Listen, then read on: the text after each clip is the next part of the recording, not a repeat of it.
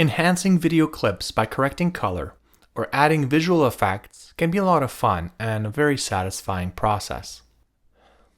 However, editors that choose to do this early on are less efficient than editors who leave the work for after the edit is complete.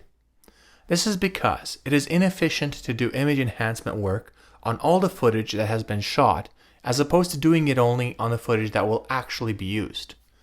It is best to leave color work towards the end of the post-production process. It is important for editors to use scopes as part of the color enhancement process. Human perception of color can vary depending on lighting conditions.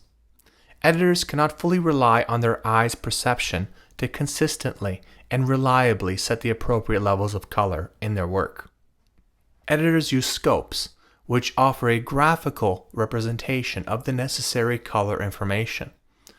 Modern editing programs have these scopes built into the feature set. For example, we have the WAVEFORM monitor, which allows the editor to check and, if necessary, to modify the footage so that it is broadcast safe. On the monitor, a value further up represents a brighter image and a value further down represents a darker image. A value of 0 represents black and a value of 100 represents white. It is important to ensure that the image does not go below 0 or above 100. The VECTORSCOPE allows the editor to check the balance of the color, or color cast within an image. It shows the saturation of a hue for a given clip. On the outer boundary of the VECTORSCOPE there are 6 colors: red, blue, green, yellow, cyan, and magenta. It is important to remember that the distance from the center to the edge represents the level of saturation. And now we have the histogram. The histogram shows where in the range a particular lightness or color value occur.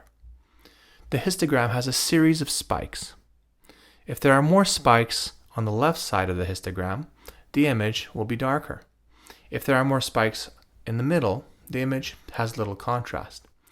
If there are more spikes on the right side, the image is very bright. It is best to have a histogram that is distributed throughout the range and has a hill in the middle. Of course, if the scenes are not lit properly and the editor must do color work to adjust the balance, then there is a risk that the adjustments which will need to be made to balance the image can end up squeezing the histogram values to either the low end or the upper end of the range.